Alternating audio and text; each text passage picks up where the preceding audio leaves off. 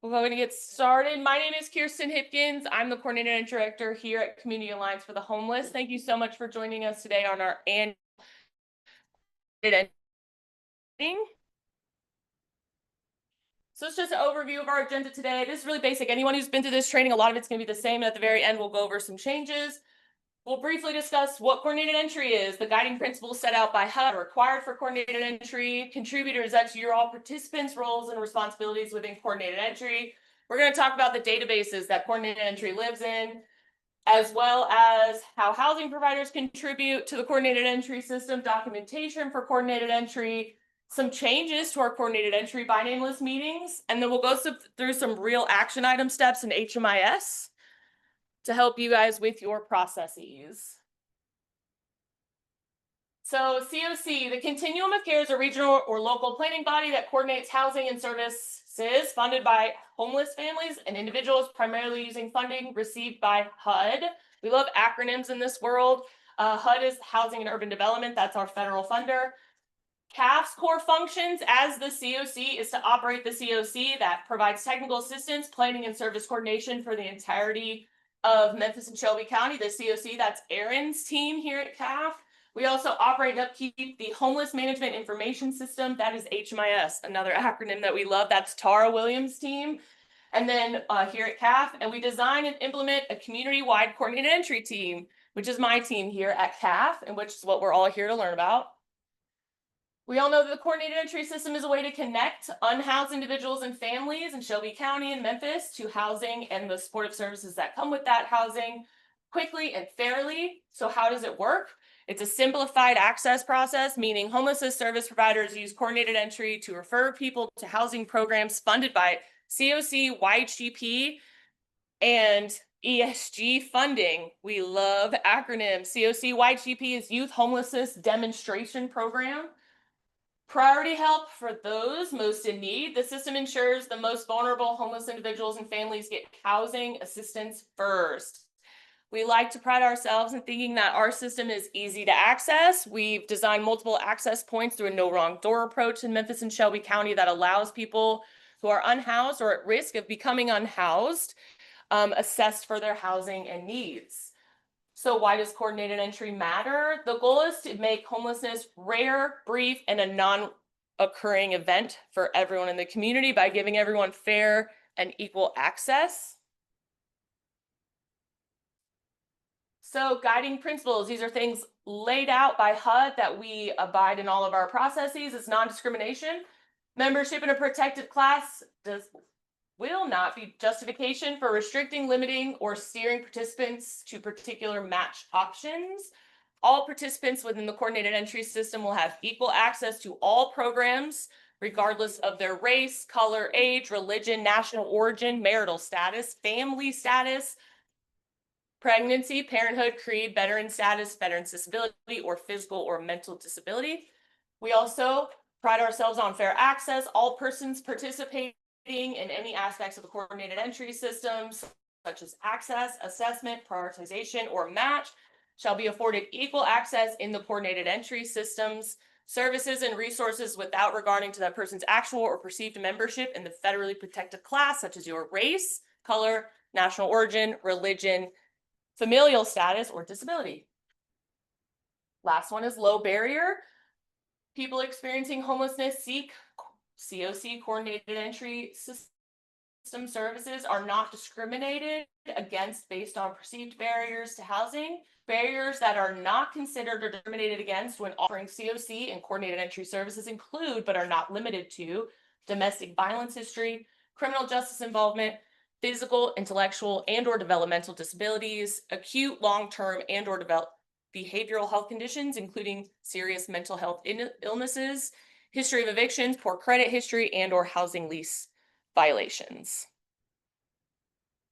So participants, roles, and responsibilities. That's everyone in this room. We are all participants in the coordinated entry system. So we have access points, as mentioned before. These agencies in our community doing the works with the unhoused population, they're trained in our HMIS system and in the coordinated entry processes, which enables them to enter everyone who presents at their agency into the coordinated entry system in HMIS. This can be the person's first contact when in a housing crisis. These access points engage them and refer them to emergency services to address all immediate needs. We have non-HMIS community partners. These are service providers. These are people working with the unhoused population without access to HMIS, but they actively participate in our coordinated entry meetings as they're working with this population, and they are constantly working with these clients and have updates, but do not have access to HMIS. So they come to meetings to advocate for their clients in need. They assist with connecting individuals to resources, and they help address gaps in documentation and service linkage. And the third participant are our COC, YHGP, and housing providers and case managers. COC housing providers must actively participate by accepting matches from the coordinated entry system and reporting all unit vacancies, move-in statuses, and consumer progresses, tenants progresses. Regular communication with the coordinated entry facilitator is crucial for the preventing of evictions and addressing rehousing needs promptly. Coordinated entry strives to be a no termination type of system, sometimes inevitable. Housing providers are responsible for offering comprehensive support and linking consumers to community resources while adhering to funding regulations and reporting requirements for our HMIS system. So our data systems and safety. So we have an HMIS system. You're going to hear this referred to a lot as the designated HMIS system. Everyone in this room has this. It's required to collect all data as it relates to the coordinated entry system and managing project enrollment, exit information, assessments, including housing needs assessments, HUD required reporting elements, prioritization, and any necessary case management services that support the goal of a household's move into permanent housing. We also have the comparable database. These are two different things, and they do not communicate. If you have access to HMIS, you probably don't have access to comparable database. If you have access to the comparable database, you probably do not have access to HMIS. That's done intentionally for safety reasons. The comparable database is a victim service providers database. It is a safety database. It is VAWA protected by the law. Victim service providers are prohibited from entering data into the designated HMIS and will be required to use the comparable database to participate in coordinated entry. A comparable database is it looks identical to HMIS. So when you pull it up, it'll look the same, but they are two very different systems. Whether you are in the HMIS system or the comparable database, everyone is required to have all clients sign and understand the release of information. If the person you're working with does not assign or agree to an ROI, their information legally cannot be put in any system of CAFs. Data privacy. All participating agencies and coordinated entry processes partners must ensure participant data, regardless of the medium or location where it is collected, stored, and shared. This applies to both paper and electronic formats. Participants have the right to review the release of information, understand the purpose of the data collection, and must consent to participate in the assessment and data collection.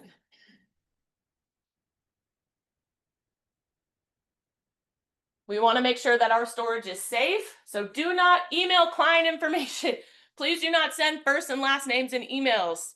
Please do not send birth dates in emails. That the HMIS ID under the client photo option in their profile, that ID is created for that intention. When you email a full name of someone who's an HMIS, or you email a birth date or a social security number, you have breached that data safety. And we will go over later how you can communicate those things in HMIS. There's a messaging system in HMIS. It's a little envelope. You can directly message anyone who's in HMIS. You can send all protected information in there because it is in HMIS. They've already signed an ROI for all their information to be in HMIS. When you email a full name, when you email a birth date, you have broken that ROI. You have broken their trust. You've broken the data safety. And we could all get in trouble for that.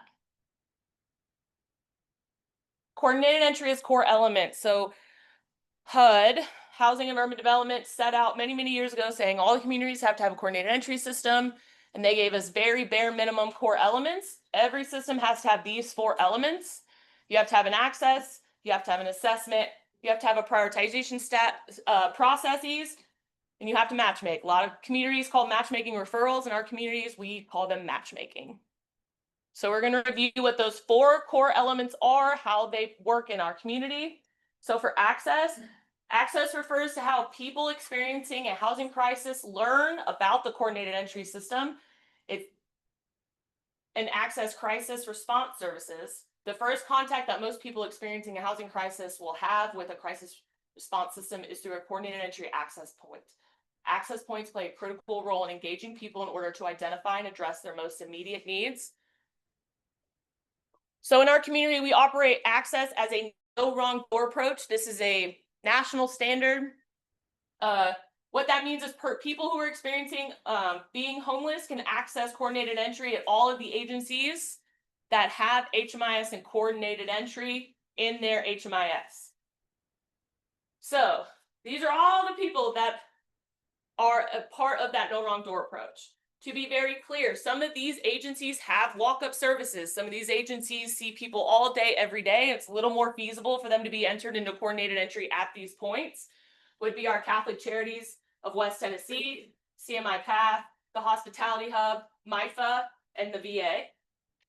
We have a few agencies that have HMIS and coordinated entry access, but do not either have a designated person or a designated staff or designated group who's doing walk-ins to be able to enter people freely and at a higher rate into coordinated entry. So these are agencies that when and if their agency engages with someone who's unhoused, they have the ability to put them in coordinated entry. So these are the people without walk-up or walk-in services. We have Alliance Healthcare, Behavioral Health Initiatives, sorry, a word on that, Door of Hope, Regional One, and Salvation Army.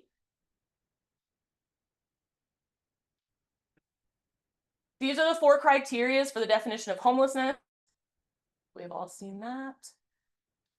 So very quickly, category 1 is literally homeless. Literally homeless means an individual or family who lacks a fixed, regular, and adequate nighttime residence. Category 2 is imminent risk of homelessness, which means an individual or family who will immediately lose their primary nighttime residence within 14 days. So this means they have an eviction notice, and the eviction notice is dated within 14 days. That's not a Kirsten rule, that is a HUD rule.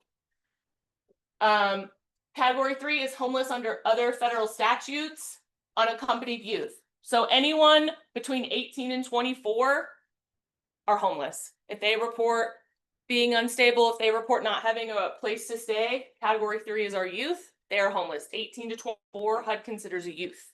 Once they turn 25, they are an adult. Category 4 is fleeing, attempting to flee domestic violence. This is any individual or family who is fleeing or is attempting to flee domestic violence, has no other residence, and lacks the resources or support networks to obtain other permanent housing. Keep stepping on this thing. Okay, so we're going to walk through some scenarios. We're going to read it out loud. I'm going to read it out loud, and this is very interactive. So if you have the answer, we'll go through it. A 24-year-old female presents to your agency. She has been living in her car over the weekend and has no family or friends in the area that can help support her. She has no income due to not having identification. Would she be entered into coordinated entry? And what assessment, if any, would you need to complete for her? Can you say it louder for the kids in the back? Because you're correct.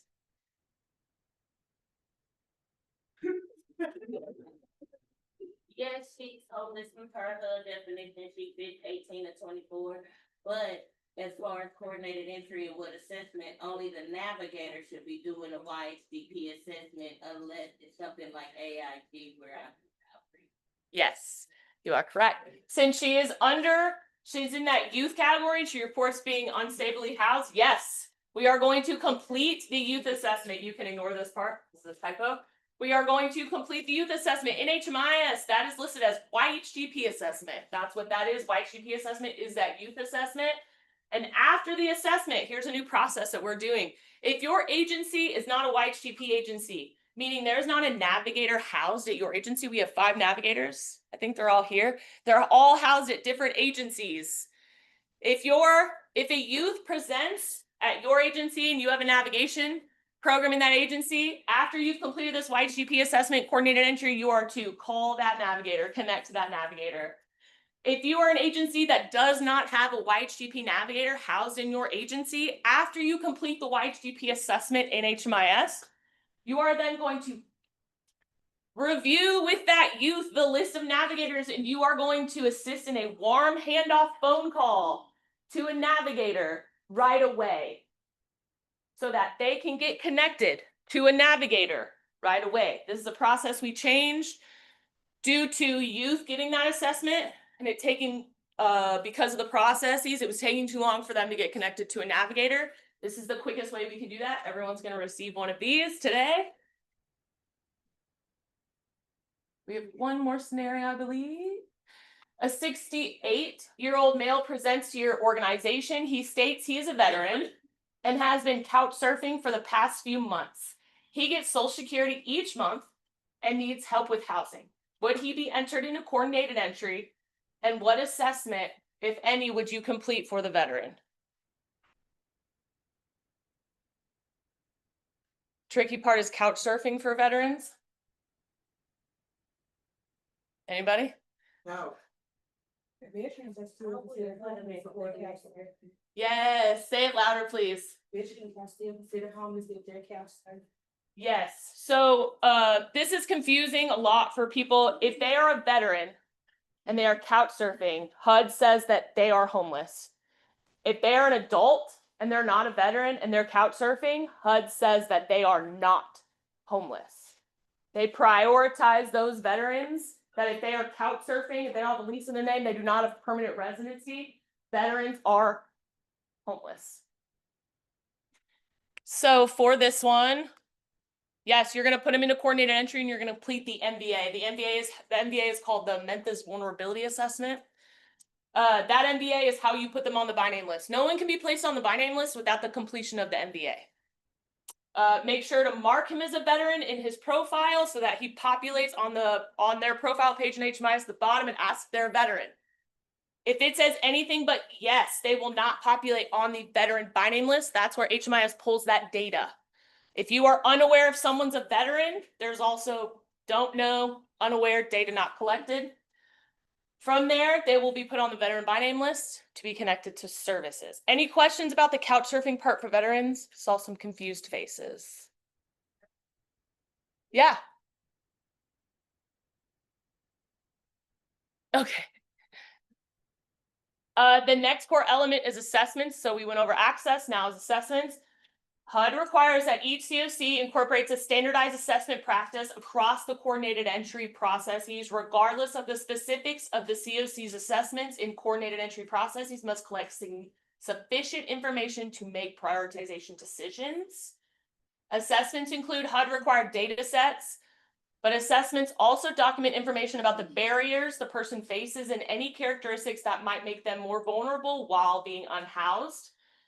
The coordinated entry assessment is conducted in a trauma-informed way to capture information as needed, but to limit and prevent the person being assessed having to repeat their personal story, which is trauma-informed. We don't want anyone to be re-traumatized over and over again. Per HUD's guidance, coordinated entry assessment is done in phases that allows the identification of most appropriate paths to permanent housing efficiently. So we no longer have the CES questionnaire. That does not exist anymore. So the first phase of assessment now is just the coordinated entry enrollment, which is what you've already been doing. This is now the first phase. It's the same coordinated entry enrollment. I believe it's about 10 questions. It gathers HUD's required data sets, as well as provides us additional information around their vulnerabilities. And it helps us clarify their eligibility for certain housing and resources in the community. Again, the coordinated entry program enrollment, once you're putting them in coordinated entry in HMIS, is the first phase of assessment in coordinated entry now. Making everyone being into coordinated entry, everyone being entered in coordinated entry is getting their first phase assessment just by being entered into the system.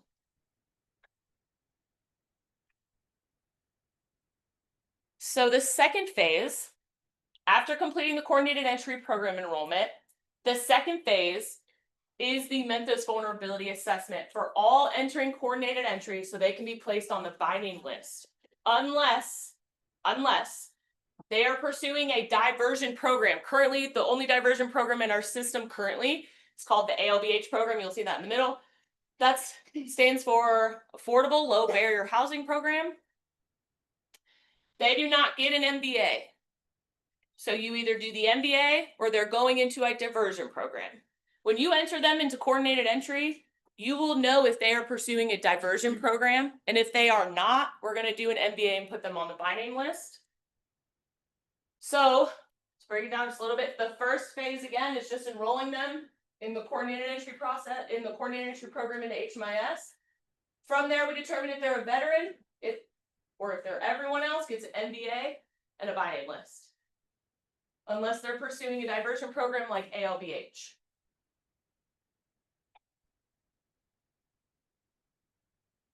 So the MBA. So many years ago when they required the assessment, everyone in the nation adopted what used to be called a VI, SPDAT. And then many years ago, they came out and said that that is not adequate. It doesn't really measure vulnerabilities. So many communities started creating their own. Our community spent about a little over a year creating our own in 2023 and 24. It's 17 questions with a possible scoring of 21. The outreach team collaboratively created this. And then the second option is ALBH. This program will only be completed if the client is already engaged in agreement with the landlord. ALBH enrollment means that that client knows what ALBH is. You know what ALBH is. They're already engaged with a landlord and they are already in the process of doing so. And in the future, hopefully we'll get some more diversion programs in there with some vouchers and additional assistance. Just to break down that YHCP assessment, again, no one should be entering youth into coordinated entry unless they're enrolled in one of your programs. If you are engaged with a youth and they're not being enrolled in one of your programs and they're unhoused, we ask that you complete the YHDP assessment. Again, youth is 18 to 24. That includes 18 to 24-year-olds who are pregnant and parenting. They are also considered youth and they can be served with that funding as well. This assessment was created by the YAB, which is the Youth Action Board, to gather minimum information for the youth navigator to connect them for services. It's about 11 questions. It's not scored. And again, every question is optional. No one anywhere is required to answer any questions, so everything is optional. And this assessment is located in your HMIS just under the assessments tabs on your client's profile. The third core element per HUD for coordinated entry is that they require the COCs to use coordinated entry processes to prioritize homeless persons for matches to housing and their supportive services. The coordinated entry systems prioritization processes assesses vulnerability and leads to matching into vacancies at COC housing programs as well as YHDP housing programs. So prioritization is a little different depending on your program, depending on your population. All these are laid out in the new PMP on Coalition Manager, updated as of this morning. So for permanent supportive housing, we commonly and lovingly refer to as PSH.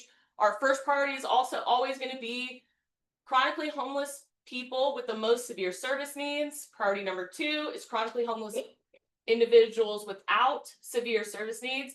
So PSH always prioritizes chronically homeless first. Third is going to be chronically homeless individuals with the most and families with the most severe service needs. All other chronically homeless individuals and families are not included in priorities 1 through 3. And then 5 is homeless individuals and families who are not chronically homeless but have a disability and severe needs.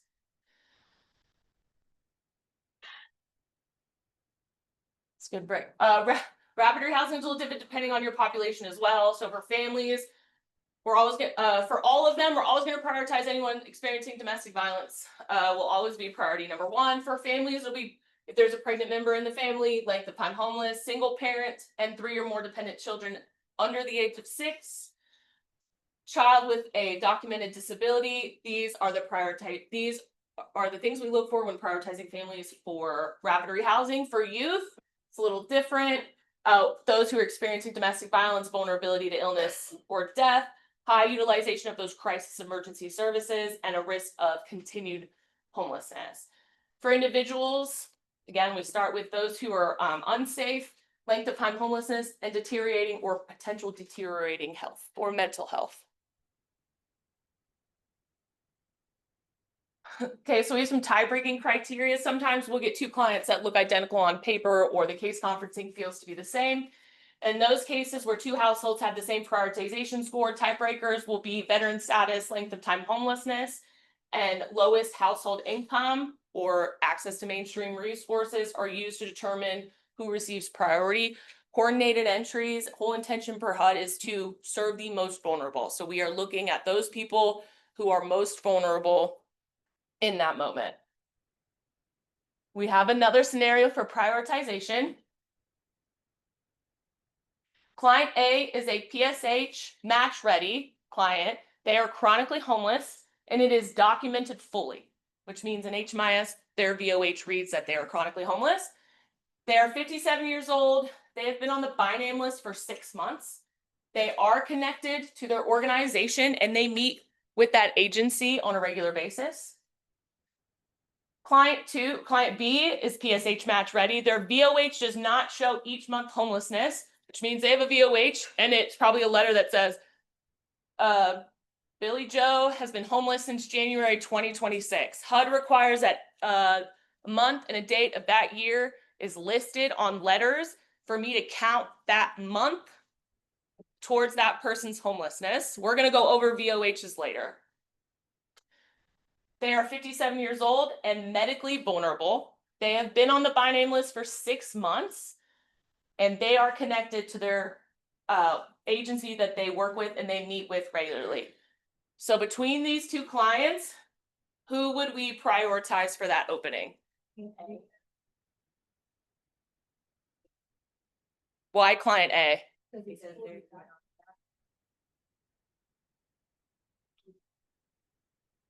Anybody else? We all agree to A?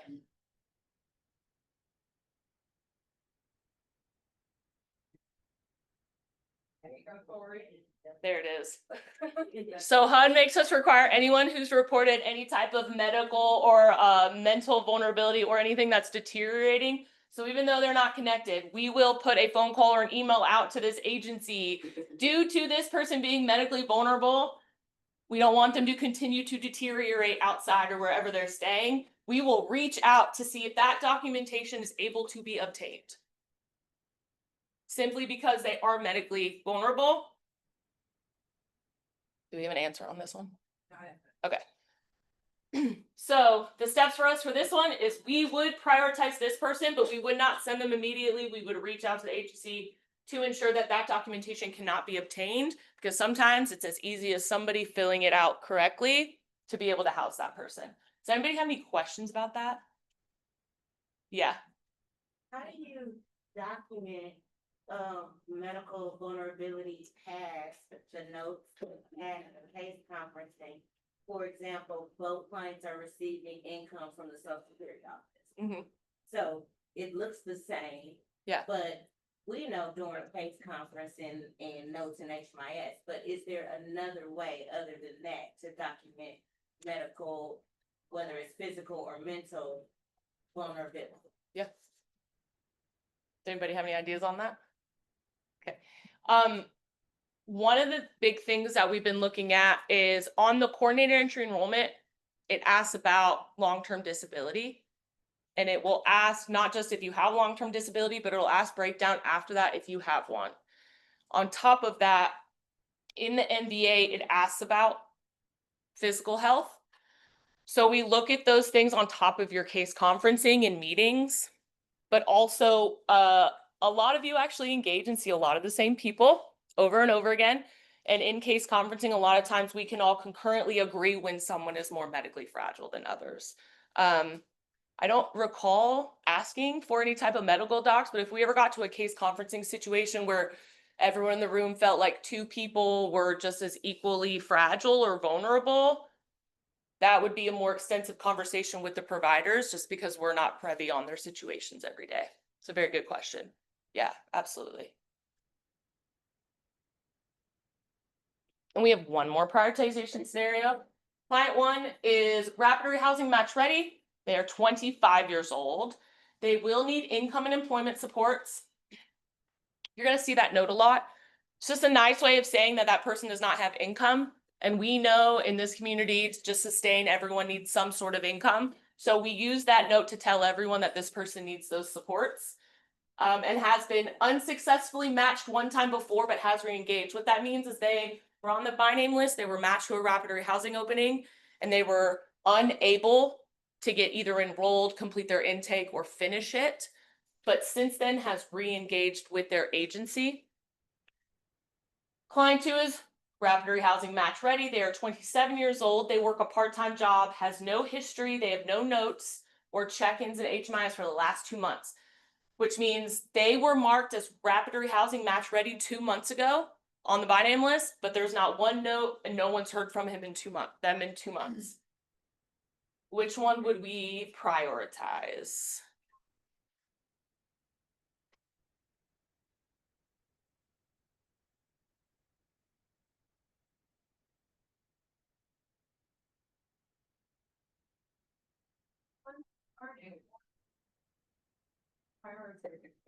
Sorry?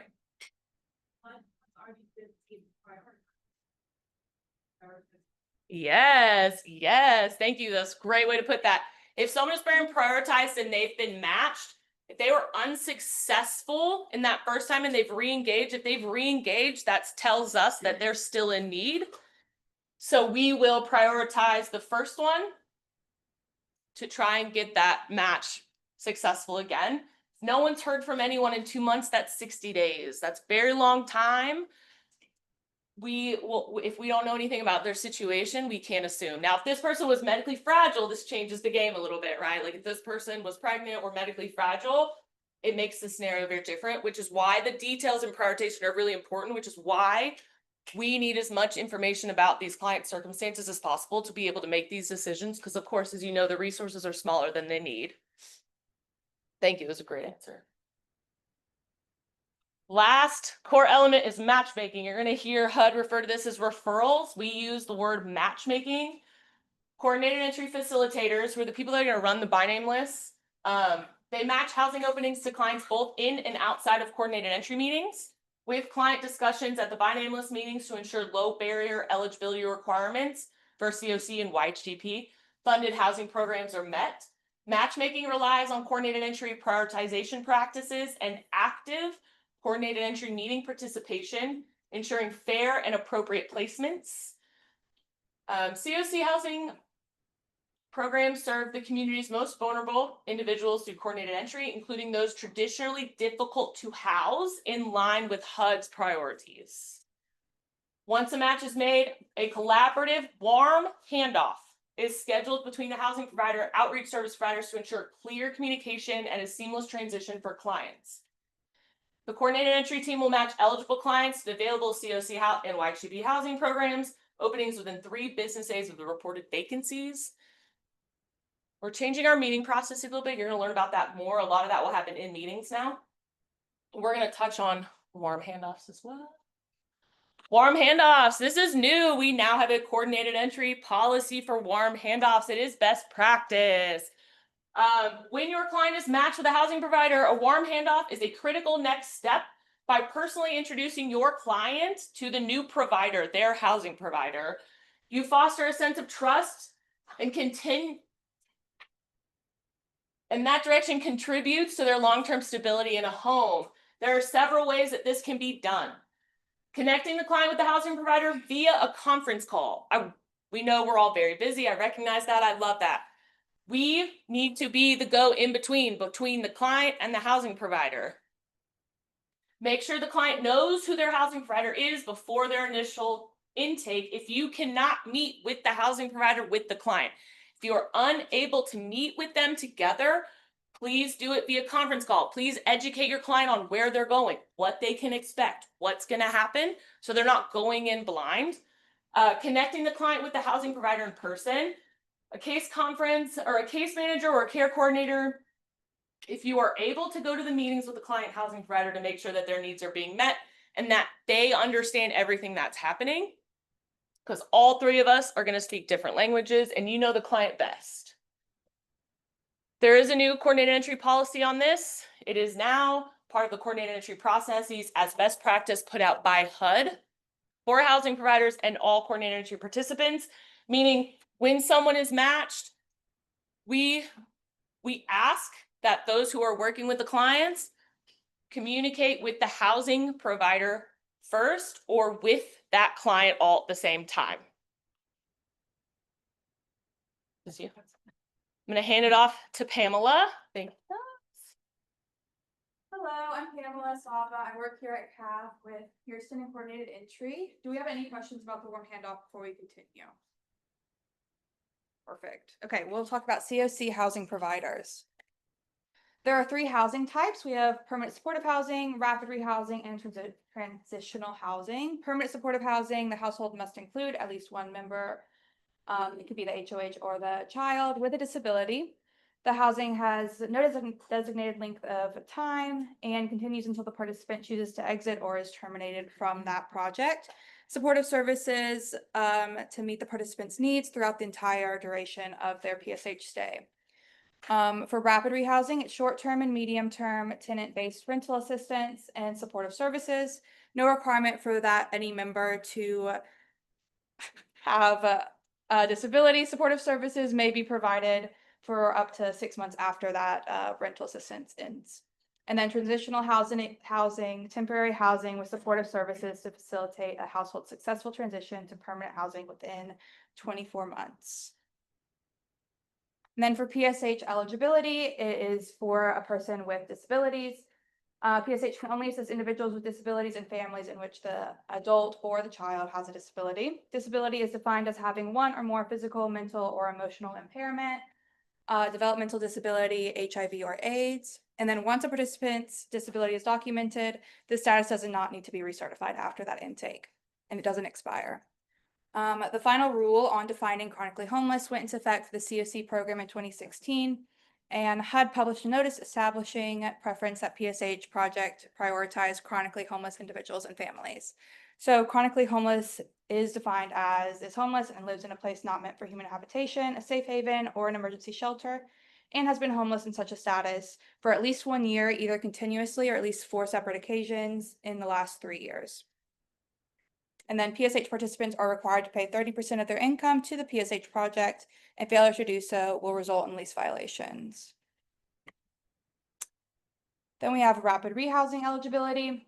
It's a time-limited housing intervention targeted to individuals and families with moderate needs. The participants are required to meet with their case manager at least once a month, with flexibility in how and where these services are delivered, whether at the participant's home, an office, another location, or even by phone. And then they are reevaluated at least once a year to ensure that continued rapid rehousing assistance is necessary, specifically to verify that participants still lack the resources and support networks needed to maintain housing without that assistance.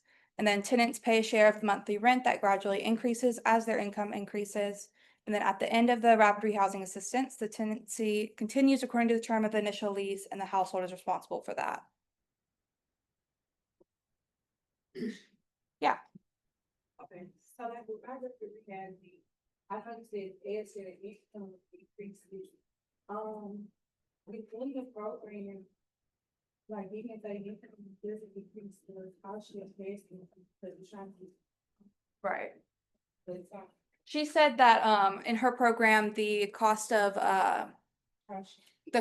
share increases even if their income doesn't increase, because they want to make sure that they are able to sustain on their own, and that's programs. So that's good too. All right, and then all COC organizations supply voluntary supportive services, and these are just a list of those. I won't read all of them out, but anyone have any questions before we keep going?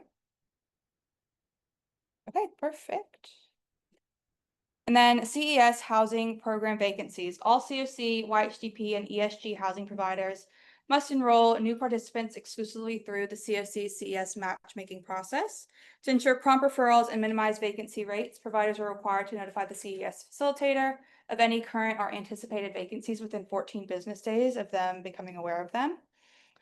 They report vacancies to the CS team by entering it into the open units report in HMIS, and that notification must include specific details such as the project name, the unit size, location, any funder-defined eligibility requirements for that project or for that unit.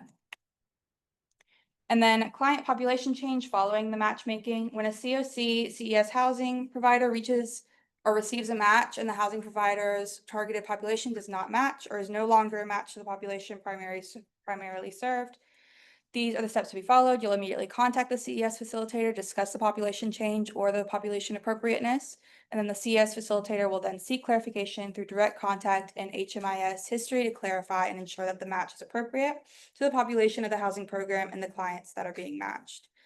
No housing program can deny a match when the population does not match their targeted housing program without contact from a CES facilitator. Denials and canceling matches. The agency must notify the CES facilitator of the refusal before any actions are taken in HMIS. But some reasons for denying or canceling matches would be eligibility issues. The agency may cancel if the individual is not eligible for the program services, has been incorrectly matched, or is banned from that program. The agency must document the reason for canceling or declining the match with a note explaining the decision. If the client refuses, you can mark the reason as just client refused services. If you are unable to locate the client, that they cannot be located within 5 business days of the initial match, and only if there are other eligible clients ready for placement. The individual who cannot be located will still remain on that coordinated entry queue, and available unit will be matched to the next ready client. And then if there are safety concerns, refusals are acceptable if the individual poses a danger to themselves or others if placed in that project, or if the services offered by that project are insufficient to meet that participant's needs. Yes. Can you go back to the slide before that? Yeah.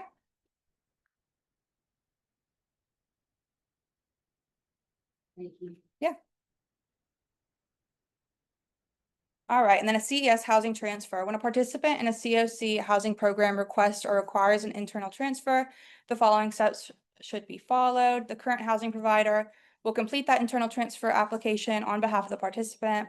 The housing provider will engage in a case conference with the CES facilitator to discuss the participant's transfer needs. And then if they need to transfer to a different COC housing program, they will fill out the COC housing program internal transfer form. And then the CS facilitator will review this and upload it into the HMIS system. And then the CS facilitator will match the participant to the next appropriate available unit. Yes. Is there gonna be a link with all of this information? Yeah. Okay. There will be. Yeah. It's a lot. We'll give you all a link. We'll want to print it out. Yeah, for sure. So just to make sure if I have someone that's transferring to like a referee as a PSH. Mm-hmm. So, if I've already got the POH and I've already got the transfer form, where do I upload those things to? Can I put it in the HMIS system, but is there another step? It's. Yeah, you can. Facilitators, what's this? Yeah, you will contact us and you can email us with that information. Yeah. So you, Kirsten. Transfer forms can be emailed directly to whoever the facilitator of that population is. no, right.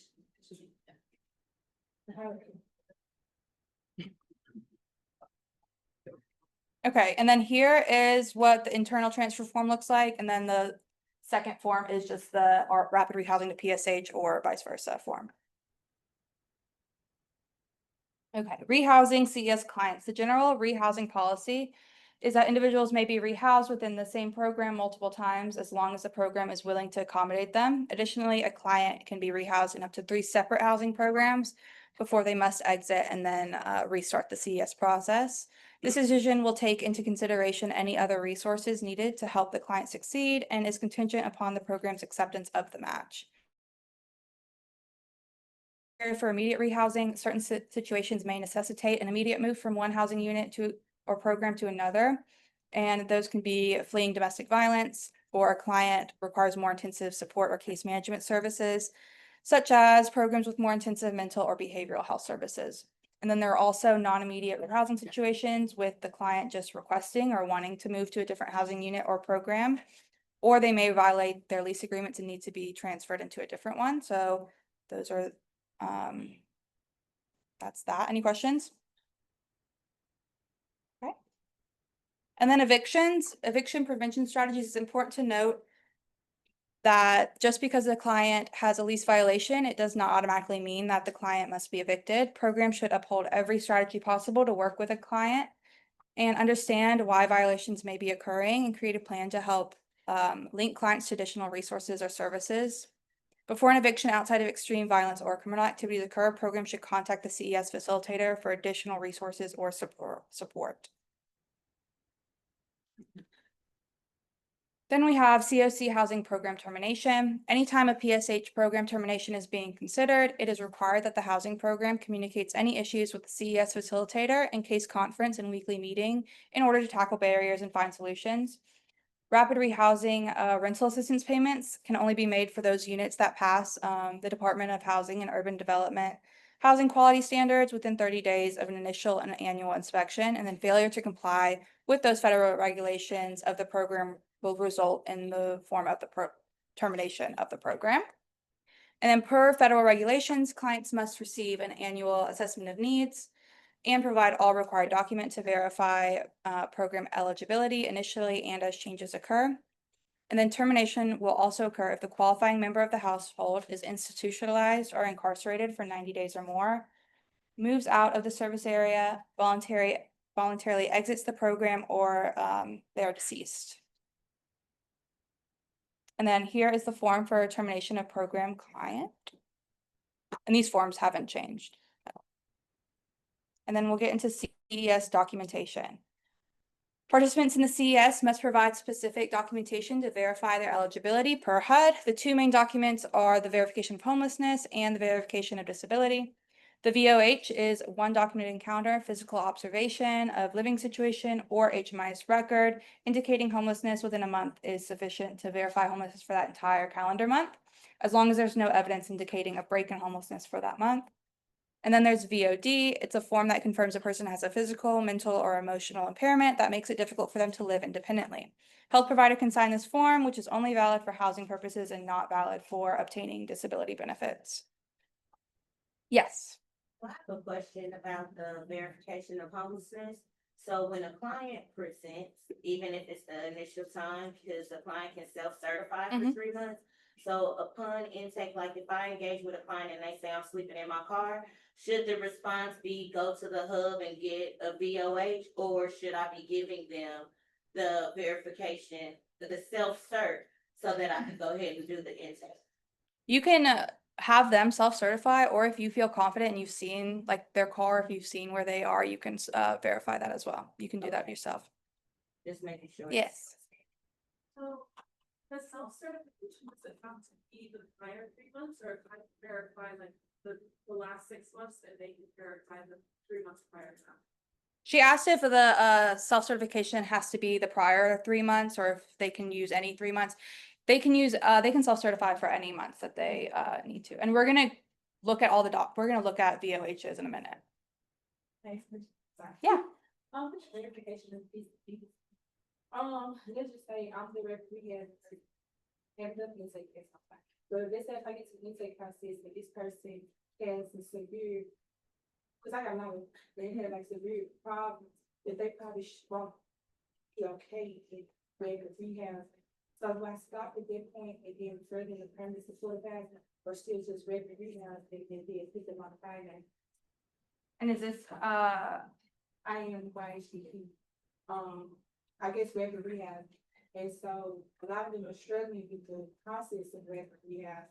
So I think like directing them to me kind of be benefit them, Yeah, if that makes sense. that's a really good question. So if, when you put someone on the binding list, although like we may have like predetermined that rapid or PSH is appropriate, if at any point it's not, that's, we want to make sure that that's communicated immediately.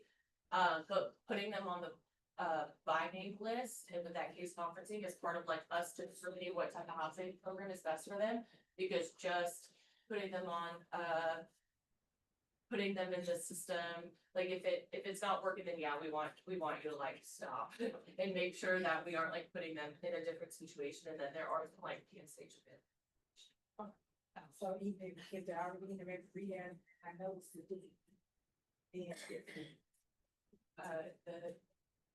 If they're like in the housing program and the housing provider feels like they need to be transferred to a different, either lower or like a higher, that's when you go back to that,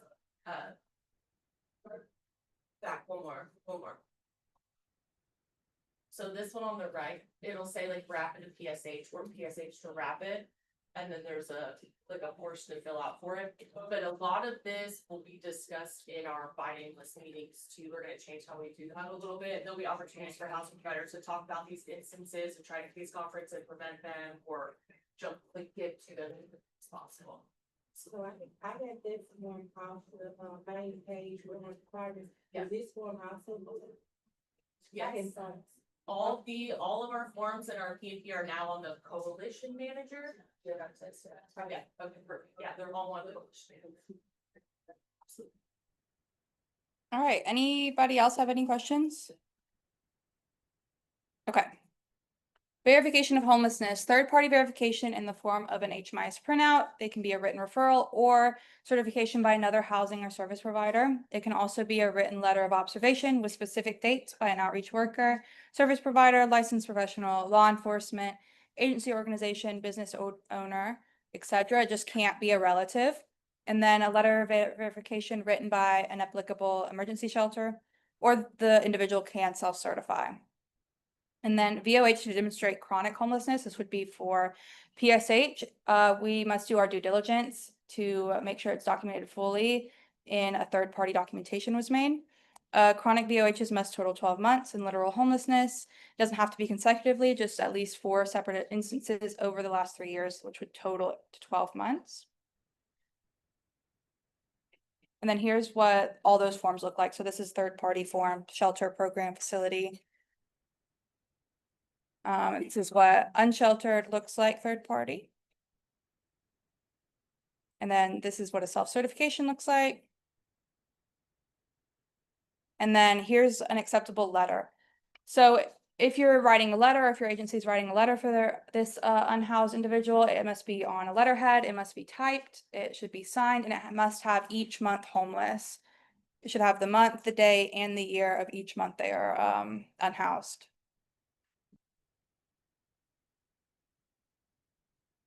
Okay, and then here is an unacceptable VOH letter. So it must mention the month, day, and the year to contribute to the accumulation of 12 months. And then this letter only states that they have been homeless since January 2021. So we would only be able to count January 2021 as that month. Okay, I have a bunch of scenarios. So hopefully you guys can see it. If you can't, I'll read it out for you, but we're just gonna look at these VOHs. They're real VOHs. I marked out all the names on the clients' names, and you guys let me know how many months we can count for those. So here's the first one. Oh yeah, y'all aren't gonna be able to see that. All right, it says 6/14/21, 11/22/21, 1/30/122, 2/22, 1/22, 9/13/22, 10/20/22, 3/16/23, and then 5/10/23. How many months do you think that is? Which can't go over the 3 years. Yeah, it's just an old one. It's an old one. Yeah. I'm saying, are we counting from 2025? No, sorry. We're just gonna pretend like we're in 2020, what year? 2023. These are just old ones. No, but it was a really good one and I wanted to include it. She is right. You can't go over the 3 years, but we're gonna pretend we're in 2023 right now. So you can count each of these months because it has the month, it has the year, has the date. So it would be 8 months. All right, next one is just what they get at the Memphis Union Mission. The big block is just their name and everything. And it's just 1 month, yep. And then here is another one. This one says 6/4/24 and the end date is 7/4/24. And then the next line says 7/4/24 to present. Yes, so just 2 months for this one. And then for this one was made in 2025, but it has 11/12/2024 and it's marked currently staying at program or facility. So 2 months.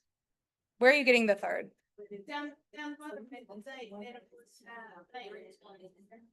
Yeah, so 1, 2.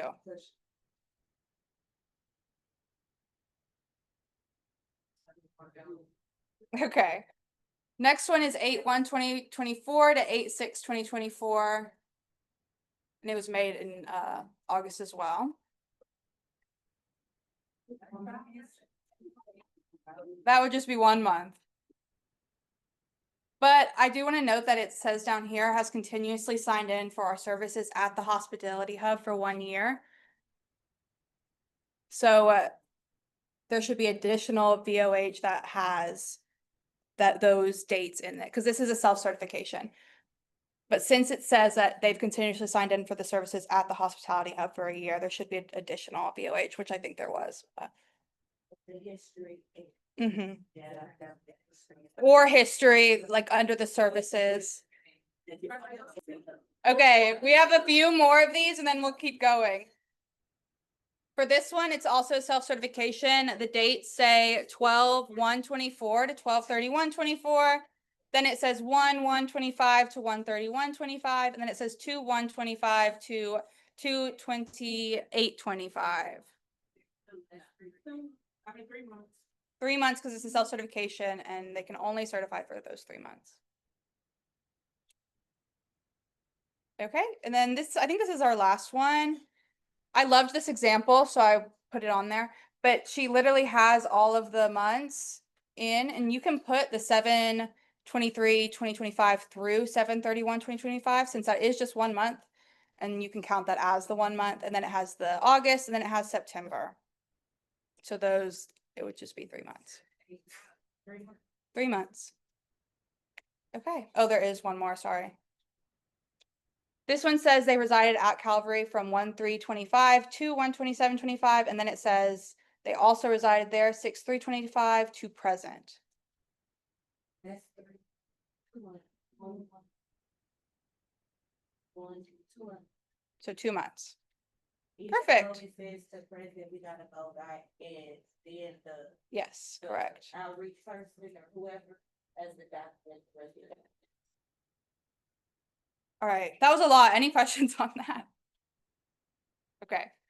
Then here's what the VOD looks like, the form, and the 2 things that we can use is the HUD form called a disability verification, signed by a licensed medical professional or physician, and then a current copy of the individual's check stub or statement showing Social Security records. Receiving SSI or SSDI benefits can also be used.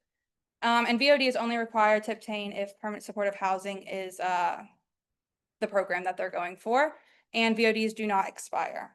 So once you have it, you're good. Yes.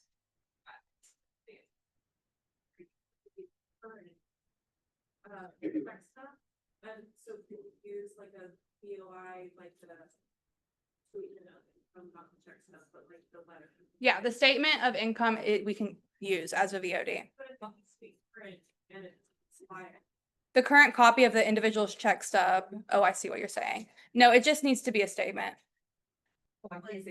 So what I'm Yes. turning into, just to answer that, is for the VOD, if you're using it for disability, doesn't have to be updated, but if you're using the VOD for income, then you have to update the income part.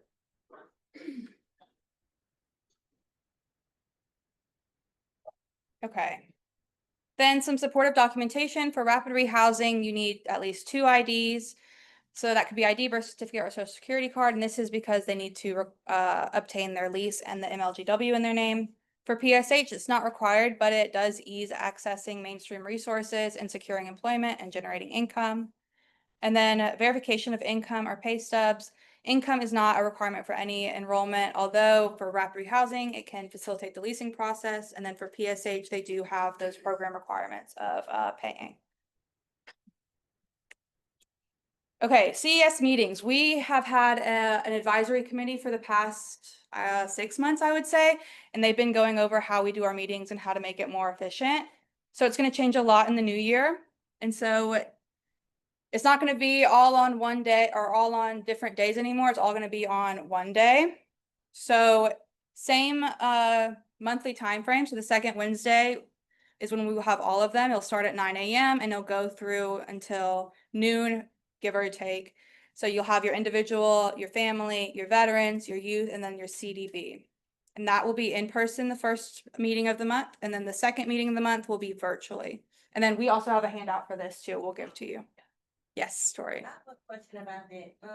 Like say you have to go to the individual and family and veterans, which is why this is awesome.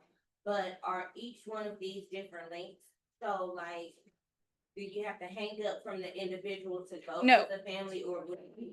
It'll all be one link. The only thing that will probably differentiate would be the CDB, since that is only for certain people. And it's protected. And there'll probably be a lot more questions about this. We will work it out. But we're excited about it, and it'll start in January. Anybody have any questions about this? If the meetings are in person, are we just coming to hear the brief information that we're currently getting?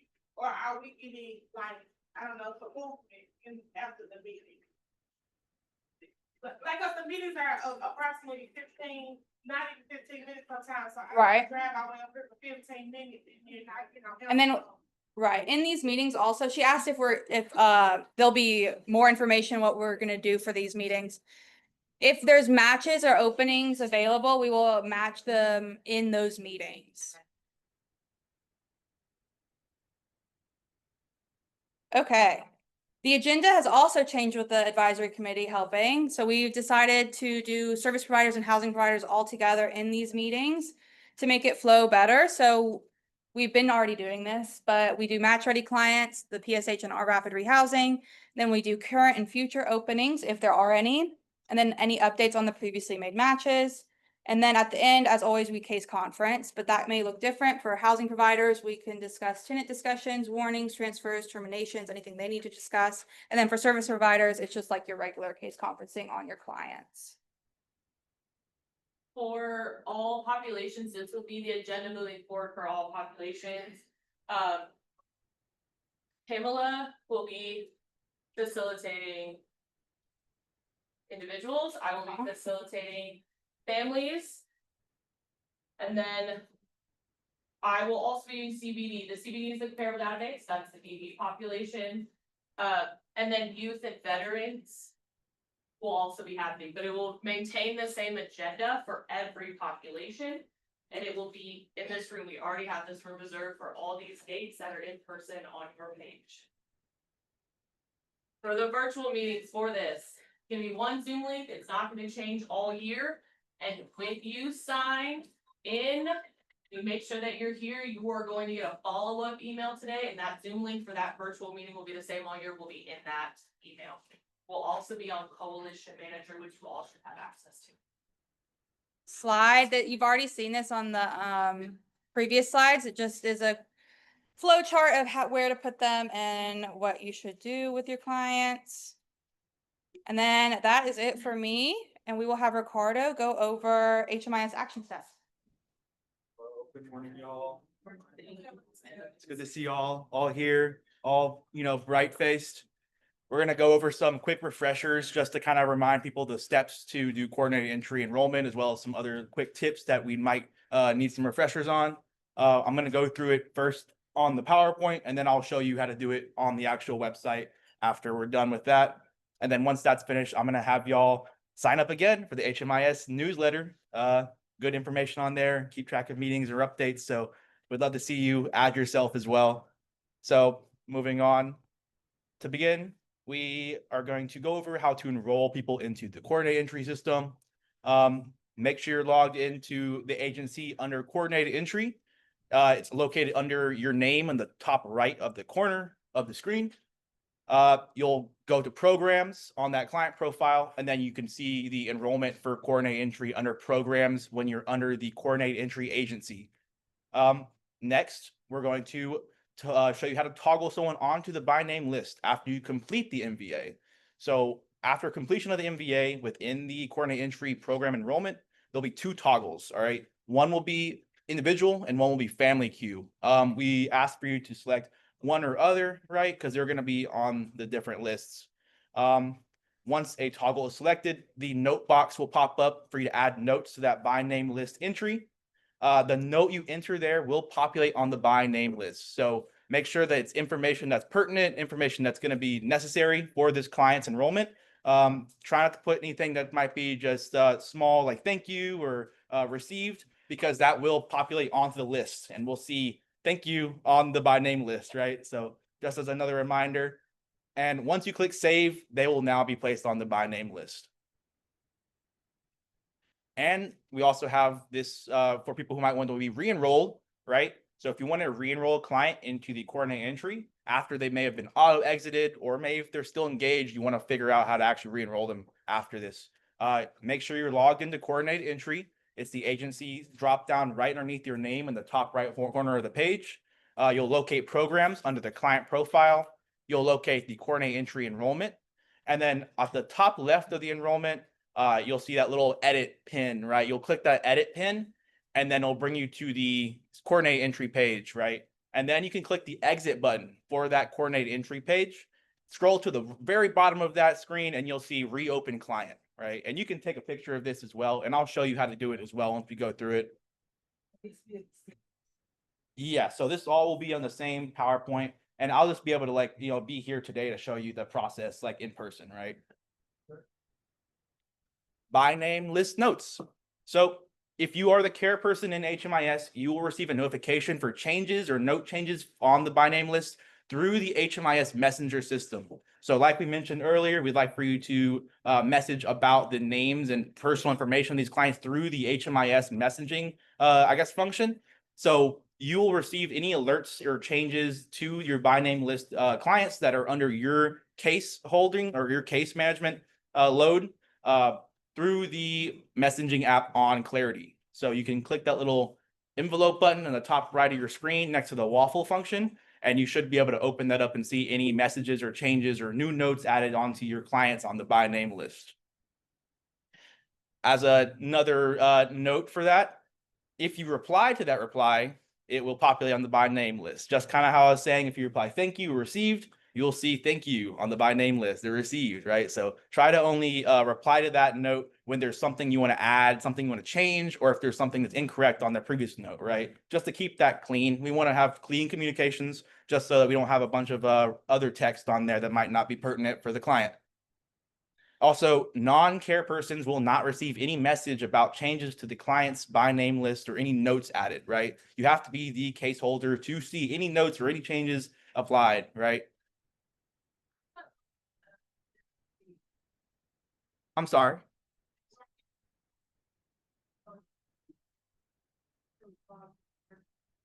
Yeah, so That's why it's important to come to the by name list meetings, because that's how you will see those notes. It will stay, it won't get deleted or anything if that care person is no longer within the system. But it's important, that's why it's important to come to those email meetings. yeah. You can reassign yourself as the chairperson of that person's profile. So if somebody does leave your agency, it's always good to run a report and see who all their clients were and reassign yourself. That's a great point. Thank you for adding that. Yeah, so any notes can be updated in the by name list meeting. So that's why it is important to attend, as well as direct HMIS messages to the coordinate entry by name list facilitator. That's another way you can add notes or update anything if you weren't able to make it to a meeting, or if you had something between meetings you would like to add. And this is just a picture of that note box. This will appear once you finish your MVA. It will ask for you to add any extra notes or anything on that client's by name referral. Contact information and notes about the coordinate entry clients, just to make sure everyone could see them. Sometimes we'll have people place these notes under the client's profile, under your particular agency. We want for you to do that under the coordinated entry agency. So before you add any notes, contacts, or files for this client, that's related to the coordinated entry program, we want you to go to the top right of your screen, click the drop down where your agency is underneath your name, and make sure you do that under coordinated entry, right? All that work for coordinated entry has to be done under the coordinated entry agency. And I can show you that when we go through the workflow in a second. And just as a reminder, these contacts, these notes, they're going to be located under the client's profile in coordinated entry, right? So if you have it in the client's profile in general, sometimes that might not appear for the caseworkers who might need that information, right? So we want to make sure it's all logged under coordinated entry, especially if there's someone who needs to be in contact with the client throughout their enrollment process. We want that contact to be on the coordinated entry section of that profile. And how do you know who from your agency is on the by name list, right? So that's a question we've faced in this community a couple of times. You would go up to your report library, you click the function waffle. Once that's open, you click the reports tab, and then you'll scroll down to the bottom. It should be like the third from the bottom or so, I think, and it'll be community and referrals. And in community and referrals, you'll see the RFRL 122 or just the CE community queue detail report. And that will show you all the information on that community queue detail for those people who have been enrolled in your agency. Cool. And this is the newsletter. So feel free to take your phone out and take a picture of this, and you can sign up yourself if you aren't on it already. Very important messages are disseminated through this as well. And if there's any update to HMIS, such as the new interface change, you can find that here. And also tell you how to change that new interface to the old one. How much longer will we have the old interface? So the old interface will be around indefinitely. Yeah, right. And I know, yeah, right. Because I'm also the same boat. The new interface is not the best interface at the moment. They still don't have it all the way worked out, but they're trying to push it on us. But if you do need to do work, I'd recommend the old interface just because it's faster. It's, better to actually like view. And also you don't have to learn a whole new website, right? And that's the biggest thing for me.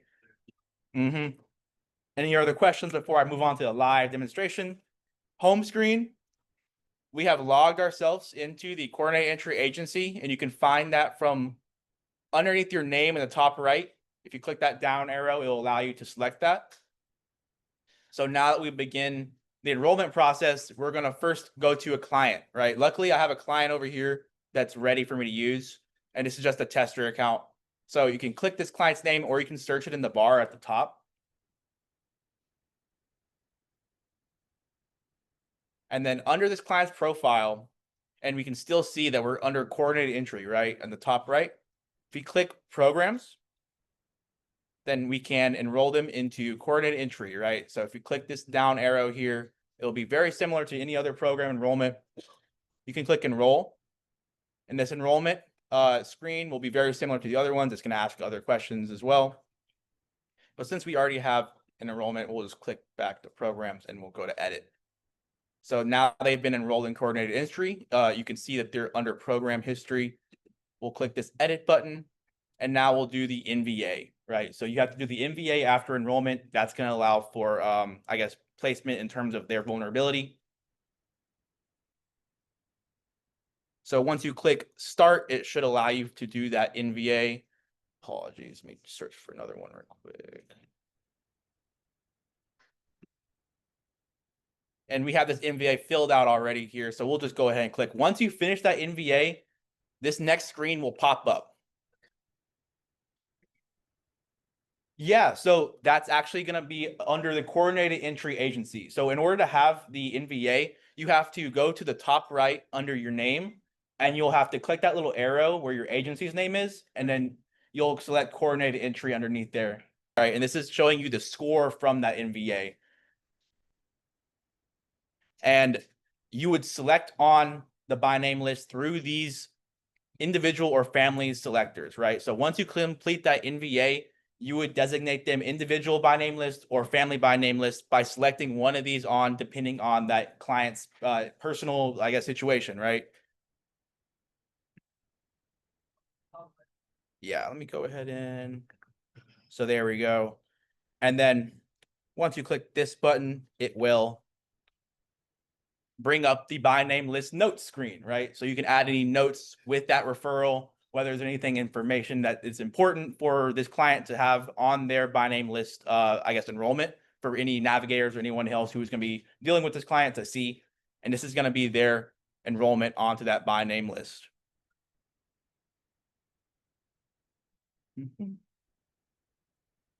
So now I'm going to show you. Let's say you want to re-enroll them, right? Let's say they've been auto-exited, or perhaps they're about to leave, or some situation put them out of the program and you want to know how to put them right back in, right? So you'll go to programs here, and we're still under coordinated entry. So you'll go to programs under the client's profile. We'll click this edit button here. And then on any of these tabs, they'll have an exit button here. On this exit button, you'll click. And then at the bottom, after you click the exit button under any of those tabs under coordinated entry, you can click restore exit data. It'll say reopen. This one's already open, but it'll say reopen. Yeah. Same thing, same area, it just says something different. This person's already active. And then it'll bring you the enrollment screen again, and then you can save and close once you have re-enrolled them into coordinated entry. And finally, I'm going to show you the report to see who your agency has added to the by name list. To do that, we'll go back to this fun waffle function. And again, we got to make sure we're under coordinated entry, right? None of this will work if we aren't. So we'll go to reports. And then at the bottom here, we have community and referrals. And then we have that coordinated entry community queue detail report. And I can just run this really quick just to show. So it's going to ask for COC. I think this is the Memphis COC. We're going to do all, or you can do families or just individuals, depending on what you're looking for. Race and ethnicity, I'll do all. And you can also select by veteran status as well. And as well as disability. And then you're going to want to report that as a web page, PDF, or Excel. There's no options for CSV. So once you click submit, that's going to load a little bit. And I do believe if you press refresh, sometimes that will pop through a little quicker.